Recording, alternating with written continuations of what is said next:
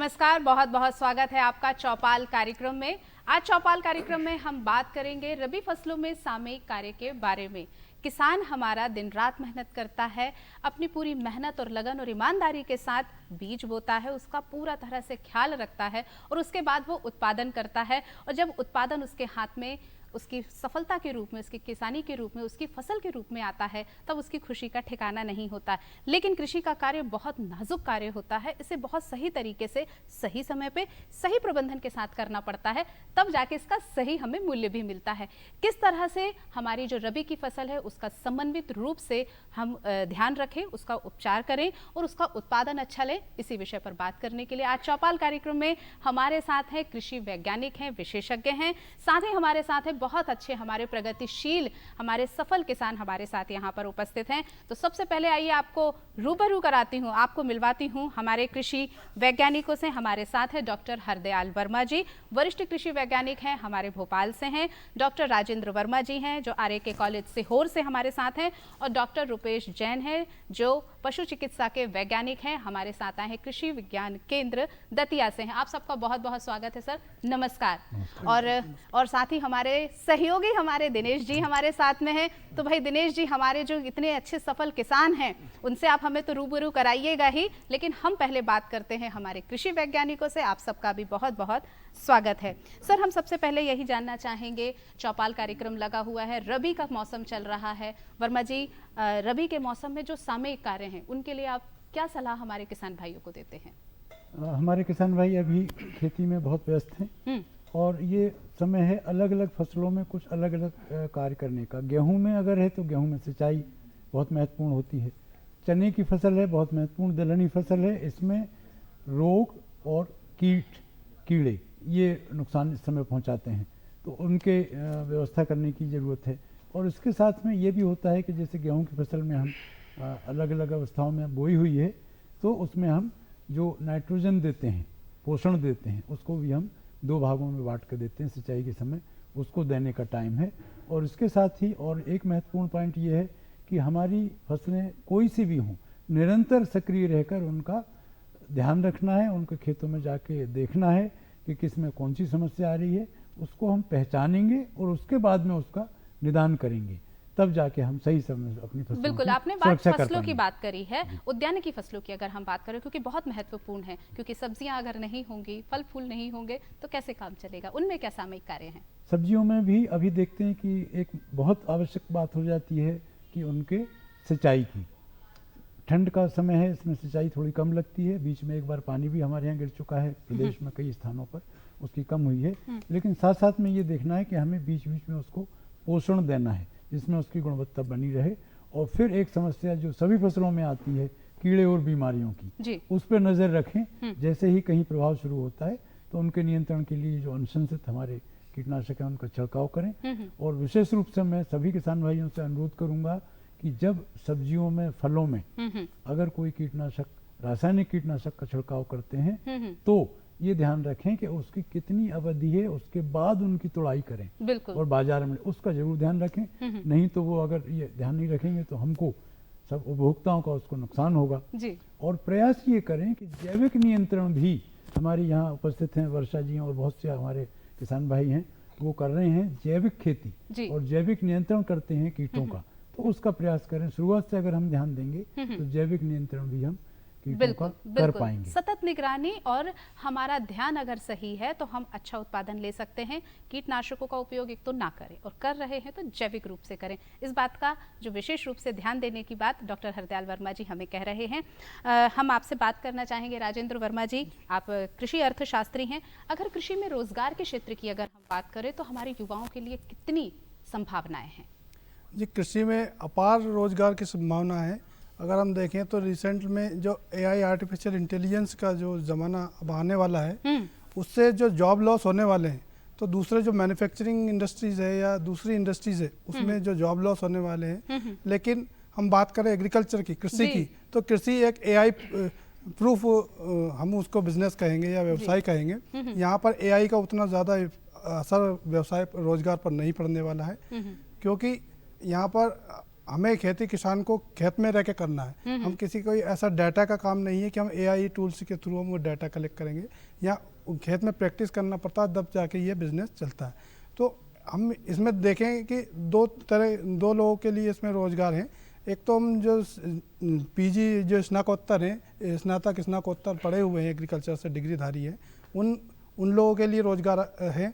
और जो अशिक्षित युवा हैं और किसान हैं, उन लोगों के लिए रोजगार के अवसर अलग है। बिल्कुल बिल्कुल तो सही। जो शिक्षित हैं, जो स्नातकोत्तर है, उनके लिए डिफरेंट डिपार्टमेंट्स है, एग्रीकल्चर डिपार्टमेंट्स हैं, बैंक्स हैं, और डिफरेंट रिसर्च स्टेशंस है, वहाँ पर उनके लिए रोजगार के अवसर हैं। और जो युवा अशिक्षित युवा है और हमारे किसान भाई हैं, उनके लिए अपने खेत पर ही रहकर वो अपना व्यवसाय चला सकते हैं, जैसे पोल्ट्री हुआ, डेयरी हुआ, एंड आपका फिशरीज हुआ, पिगरी हुआ, ये बहुत सारे ऐसे एम्प्लॉयमेंट के जो साधन है वो कर सकते हैं। डॉक्टर रुपेश जैन जी हमारे साथ में यहाँ पर हैं। तो रुपेश जी, आप पशुपालन के क्षेत्र में आप काम कर रहे हैं। पशुपालन में अभी इस समय क्या सामयिक कार्य हमारे किसान भाइयों को देते हैं, और आने वाले मौसम में उनके पशु अच्छे रहें, क्या उनके लिए निर्देश हैं? निश्चित रूप से अभी किसान भाइयों, जैसे सर्दियों का मौसम चल रहा है और अभी आगे आने वाले करीब 1-1.5 महीने तक हमारे यहाँ सर्द मौसम ही रहेगा जी। तो ऐसे समय हमें अपने जो दुधारू पशु हैं, जो किसान मुर्गी पालन करते हैं, मुर्गी पालक किसान है, बकरी पालक किसान है, तो उनको समसामयिक सलाह यही है कि जब वो पशुओं को चराने के लिए ले जाएं तो दिन में जब अच्छी धूप हो 10-11 बजे के बाद तभी ले जाएं, और शाम को 4-5 बजे से पहले उनको चराने के बाद ले आएं। दूसरा, रात में जो सर्द हवाएं चलती हैं उनसे बचाने के लिए हमारे जो पशुशाला के शेड हैं उनको कवर करके रखें, उनको तिरपाल से या टाट, जूट के टाट जो होते हैं उससे ढक के रखें। अगर अलाव जलाना चाहते हैं तो वो भी एक जला सकते हैं, लेकिन थोड़ा केयर, सावधानी की ज़रूरत है, क्योंकि कई बार ऐसी घटनाएं सुनने को मिली हैं कि पशु वाले में सर्दी से बचाने के लिए अलाव जलाया और उससे कोई एक दुर्घटना वहाँ हो जाती है। तो वहाँ सावधानी रखने की ज़रूरत है। इसके साथ साथ जब भी पशुओं को पानी पिलाएं तो थोड़ा गुनगुना करके पानी पिलाएं, क्योंकि एकदम ठंडा पानी, हम देखते हैं टंकियों का पानी ठंडा हो जाता है। ऐसा पानी जब एकदम पशु पीता है, उसके शरीर का तापमान ज़्यादा, एकदम ठंडा पानी पिएगा वो, तो फिर उसे सर्दी की समस्या होना शुरू होती है। अगर हम कोशिश करें पशु को जो हम दाना खिलाते हैं, जैसे बाट बोलते हैं, उसको भी अगर थोड़ा गर्म करके और फिर ठंडा करके हम पशुओं को खिलाएं तो उसकी पाचकता भी बढ़ती है और उससे उसकी पौष्टिकता भी बढ़ती है और दूध उत्पादन भी उससे बहुत बढ़ता है। बात है कि तो ये सारी ठंड से चीजें बचाव करना बहुत जरूरी है। अगर पशुपालन हमें अच्छा करना है तो हमारे पशुधन का हमें सही ख्याल रखना पड़ेगा। तो हमारे जो वैज्ञानिक बैठे हुए हैं, हमारे जो विशेषज्ञ हैं चौपाल कार्यक्रम में, अभी हमने उनसे एक सामयिक चर्चा की कि किस तरह का अभी हमें ध्यान रखना है। तो दिनेश जी, हमारे जो बिल्कुल सफल किसान यहाँ पर आए हुए हैं और बढ़िया हमारे जो वैज्ञानिक हैं रियल वाले, इनसे हमारा परिचय कराइए। सच कहा रानी जी आपने कि जहाँ किसान बैठ जाते हैं, विशेषज्ञ बैठ जाते हैं, तो वो एक अनुसंधान ही हो जाता है। किसान भाइयों, जो मज़ा धीमी धीमी आंच में बाटी बनाने का है, जो मज़ा मिल बैठकर आम की अमराई में खाने का है, फिर मिल बैठकर हमारे किसान भाई आपस में सुख दुख की चर्चा करते हैं। और इसी बीच अगर हमारे कृषि विशेषज्ञ आ जाते हैं तो खेती बाड़ी की हम मिल बैठकर बात करते हैं। ऐसी आज की चौपाल में चर्चा कर रहे हैं।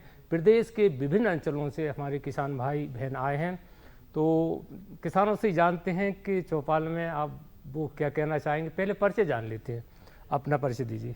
मेरा नाम वर्षा शुक्ला है। मैं ग्राम बमौरी, तहसील सिलवानी, जिला रायसेन से हूँ।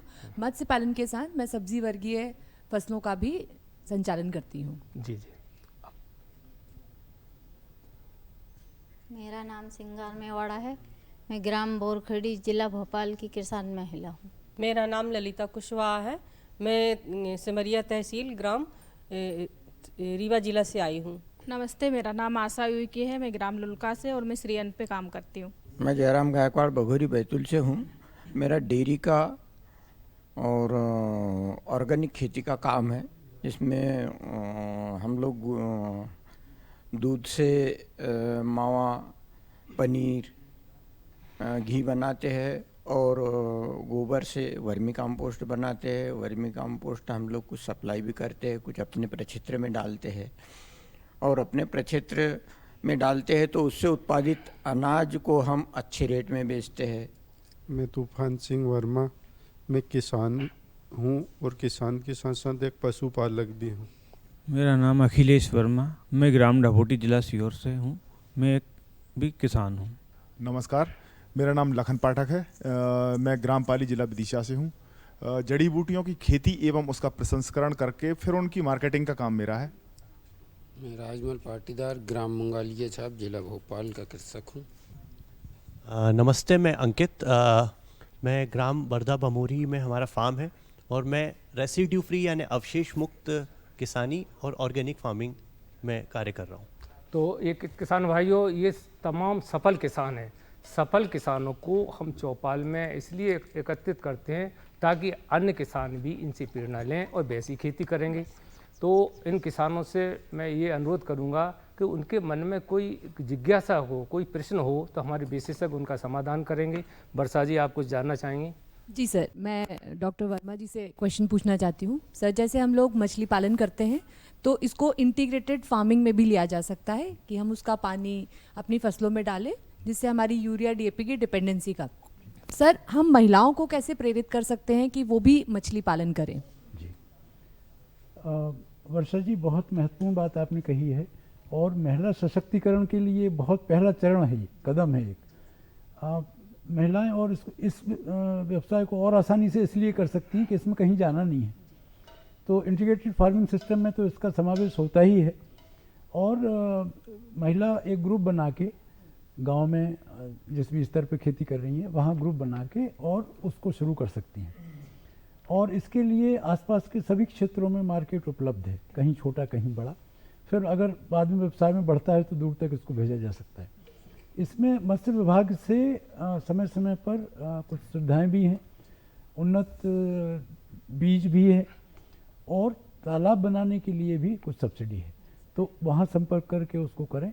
और जो बलराम तालाब हैं हमारे, जो किसान भाई बनाते हैं, उसमें भी सब्सिडी है शासन की, उसमें भी मछली पालन हम कर सकते हैं।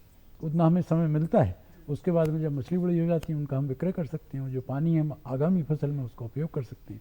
तो महिलाएं आपस में एक ग्रुप बना के इसको बिल्कुल शुरू कर सकती हैं और ग्रुप बनाने से ये है कि उत्पादन ज़्यादा होगा तो उसको मार्केटिंग में बहुत आसानी होगी। तो बहुत अच्छी बात है, शुरुआत जरूर होनी चाहिए। जी, धन्यवाद वर्मा जी। बहन सिंगार जी, आप क्या जानना चाहेंगी? मैं जानना चाहती हूँ सर कि हम जैविक खेती करते हैं और जो हम संगठन बनाया है समूह का, उससे हम जैविक खेती की ट्रेनिंग देते हैं उनको, पर हमारी जो फसल है जिनका अगल दाम मिलना चाहिए सर जैविक खेती का।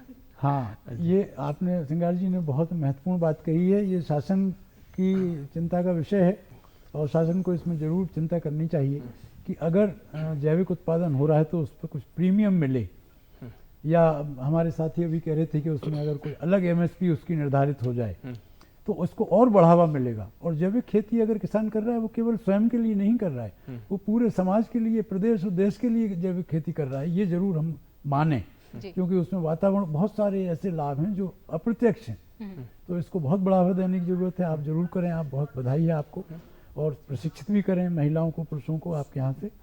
और मैं एक बात जरूर कहूँगा कि जैविक खेती में ये जरूर हो कि हम अपने जैविक आदान स्वयं बनाएं, खरीदें ना। खरीदने में फिर लागत बढ़ती है, हम सब बना सकते हैं। केचुआ खाद बनाएं, कंपोस्ट बनाएं, उसके बाद जीवामृत बनाएं, बीजामृत बनाएं और हाँ जैविक कीटनाशक बनाएं। तो इससे आपकी लागत कम होगी और उत्पादन बढ़ेगा। ललिता जी, आप क्या जानना चाहेंगी? मैं ये जानना चाहती हूँ कि मैं सब्जियों का उत्पादन करती हूँ, तो सब्जियों के उत्पादन से डॉक्टर साहब से ये जानना चाहती हूँ कि यदि मैं सब्जियों का उत्पादन बढ़ाना चाहती हूँ और हमारा सब्जियों का उत्पादन बढ़े तो उसमें हमें सही बीज और उसमें हम और भी क्या बढ़ा सकें, और अपने जो हमारे आसपास की क्षेत्र की महिलाएं हैं उनको भी सही प्रशिक्षण मिले और हमारी सब्जियां ज़्यादा उत्पादित होती हैं तो उनका हम सही रख रखाव भी करें।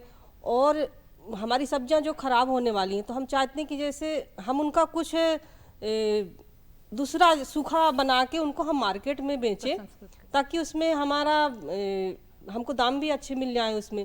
और हमें कुछ ऐसा प्रशिक्षण दिया जाए कि हमारे जो आसपास की क्षेत्र की महिलाएं हैं तो उनको यदि प्रशिक्षण मिलेगा तो रोजगार के साधन हमारे बढ़ेंगे और हमें बाहर काम के लिए नहीं जाना पड़ेगा। जी डॉक्टर साहब। और ललिता जी, बहुत अच्छी चिंता आपने व्यक्त की है। ये बहुत बड़े वर्ग की चिंता है जो आप कह रही हैं। और इसमें दो बातें हमें ध्यान रखनी पड़ेंगी। पहली बात तो ये है कि हम सब्जी का उत्पादन करें तो ये ज़रूर देख लें कि कौन सी सब्जियां किस समय ज़्यादा आवश्यकता में होती हैं। आपके क्षेत्र में किन सब्जियों का कितना रकबा सामान्य तौर पर होता है, तो ऐसा ना हो कि अगर टमाटर बोए हैं तो सारे क्षेत्र में टमाटर ही हो रहे हैं तो फिर मुश्किल होगा। तो ये ज़रूर ध्यान रख लें। और ये शासन से अपेक्षा ज़रूर है कि इसमें फूड प्रोसेसिंग के लिए कोशिश की जाए। आपके मन में कोई जिज्ञासा हो तो पूछें। मैं डॉक्टर साहब से एक सवाल करना चाहूँगी। इस बार हम लोगों ने हमारे जो एरिया है उसमें कोदो तो उत्पादन हुआ, कोदो के साथ में हमने कंगनी भी उत्पादन की है, लेकिन सर हमारे यहाँ पे रागी नहीं हो पाई है, तो इसका क्या कारण है? ये ज़मीन का है या फिर पानी का है? आशा जी बिल्कुल सही बात है। सभी फसलें एक साथ अच्छी कहीं कहीं नहीं हो पाती, लेकिन अब चूंकि श्री अन्न पे पूरा ध्यान शासन का भी है, कृषक वर्ग का भी है और उपभोक्ताओं का भी है, तो इसमें अब जरूरी है कि आप अनुशंसित जातियां जो हैं, आप डिंडोरी कृषि विज्ञान केंद्र से संपर्क करेंगी तो आपको कोदो, कुटकी, रागी, कंगनी सारी जो श्री अन्न है सबके आपकी अच्छी जातियां मिलेंगी जिनका उत्पादन भी अधिक है और वो इतना परिवर्तन हमारे यहाँ जलवायु मौसम में नहीं है वहाँ से और यहाँ कि उनमें ना हो पाए। तो ज़रूर उत्पादन अच्छा होगा। वहाँ आप एक बार संपर्क करें और जो अच्छी जातियाँ अभी आई हैं, नई जातियाँ, उनका आप उपयोग करेंगे तो आपको इस समस्या से निदान मिलेगा। अब हम भाइयों से चर्चा करते हैं, तो आप अपने क्या जानना चाहेंगे जयराम जी? सर मैं ये जानना चाहूँगा कि अभी बीच में वो चल रहा है देशी गौवंश का, ये तो आप क्रॉस ब्रीड में देशी गौवंश में क्या अंतर समझते हैं? प्रोडक्शन में तो अंतर इतना तो मुझे पता है, मेरे पास में देशी भी है, क्रॉस ब्रीड भी है और भैंसी भी है।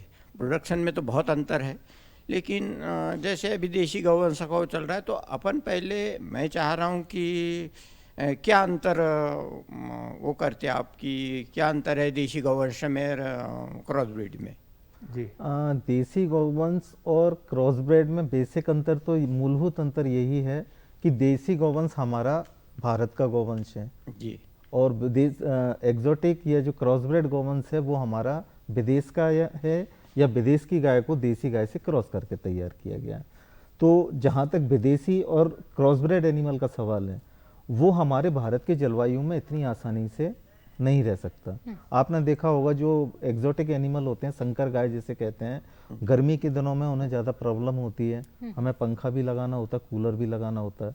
लेकिन देसी पशु के साथ ऐसा नहीं है, वो हमारे यहाँ के वातावरण के लिए बहुत अनुकूलित होते हैं और हमारे वातावरण को, चाहे वो गर्मी का हो या सर्दी का हो, उसको बड़ी आसानी से सहन कर सकते हैं। कुल मिला के दोनों के प्रबंधन में हमें बहुत अंतर आता है। संकर गायों का प्रबंधन ज़्यादा महंगा पड़ता है या उसमें अपन को ज़्यादा प्रबंधन करना पड़ता है, देसी गायों में हमें इतना प्रबंधन नहीं करना पड़ता।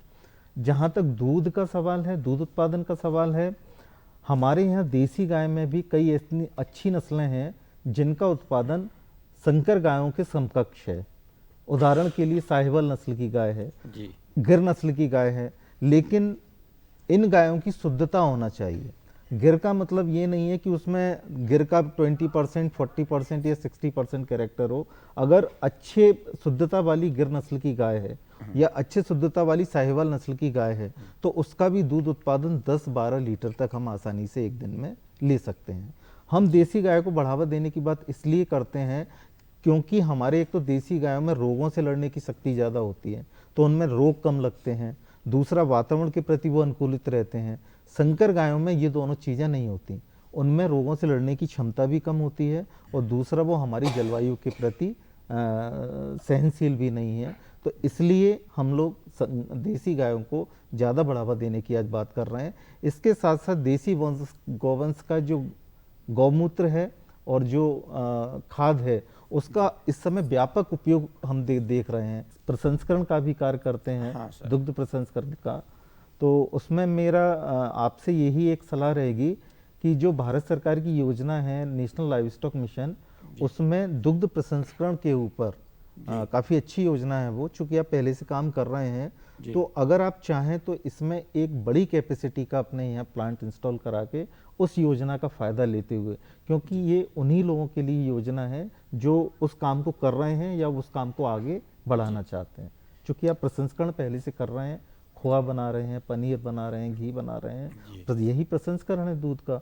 तो यदि आप उनको मशीनों के माध्यम से करेंगे तो आपके प्रसंस्करण का जो उत्पाद है उसकी गुणवत्ता भी अच्छी रहेगी, और गुणवत्ता अच्छी रहेगी तो उसकी मार्केट वैल्यू भी अच्छी रहेगी, और इससे आप अपने साथ 150 किसानों को बाद में जोड़ भी सकते हैं। तो ये दोनों चीज़ें थी जो।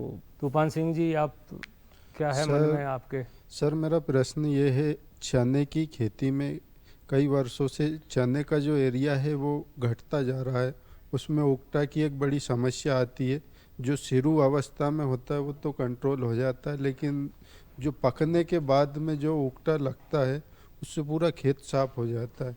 और दूसरा प्रश्न ये है कि गेहूं में बाली निकलने के बाद बाली कई प्रकारों से काली पड़ जाती हैं जिनमें दाने नहीं भर पाते हैं, और किसान कहीं ना कहीं उससे परेशान होता है। जी तूफान जी, बिल्कुल ठीक आपने कहा है। चने के साथ में सबसे बड़ी समस्या एक ही है, वो है ओगरा, उगटा रोग लगता है, विल्ट कहते हैं इसको।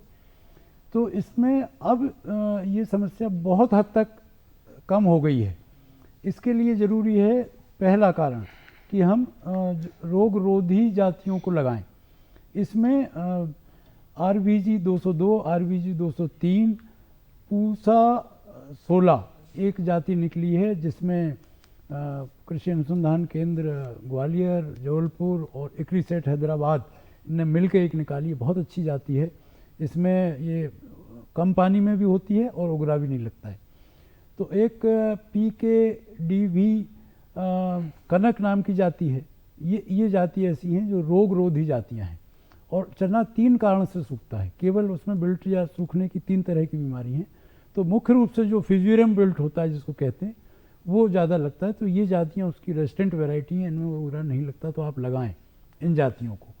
और इसके साथ में पहले से भी आपने जातियाँ जो JG 11, JG 130 जातियाँ लगाई हैं, इनमें भी उगरा नहीं लगता है। सर इनके बजाय अगर डॉलर में जैसे सफ़ेद आते हैं, रेट में बिराबिर का डिफरेंस होता है। हाँ। ये 5 क्या बिकते हैं तो वो 10-12 में बिकते हैं। हाँ। तो इसकी वजह सफ़ेद वाले में नहीं। देखिए, डॉलर चने की अलग बात है। डॉलर चने में पहले डॉलर चना आया था, उसमें बहुत रोग लगता था, कीड़े भी ज़्यादा लगते थे। लेकिन अब यहाँ अनुसंधान केंद्रों ने, दोनों कृषि विश्वविद्यालयों ने काबुली चना की नई जातियाँ निकाल दी हैं, JG की सीरीज़ की, RVKG। ये आप कोई भी जाति लगाएंगे तो इनमें दाना भी बड़ा है और रोग भी नहीं है। हाँ सर, मेरा सवाल है सर, जैसे फसल चक्र अपनाते हैं तो जैसे दलहने की जगह पे जैसे मसूर बो सकते हैं क्या उसी जगह पे? बिल्कुल बो सकते हैं। अच्छा, बिल्कुल। दलहन में कोई भी दलहन आप ले सकते हैं, चना, मसूर, अरहर कहीं लगा रहे हैं तो अरहर ले सकते हैं। सर वहाँ बिल्ट लग, जैसे चना की जगह पे इसलिए अपन बदलने की सोच रहे हैं, तो वहाँ वो चना बिल्ट में समस्या है। अच्छा, हाँ बिल्कुल, ये बहुत महत्वपूर्ण बात है। क्रॉप रोटेशन करना चाहिए।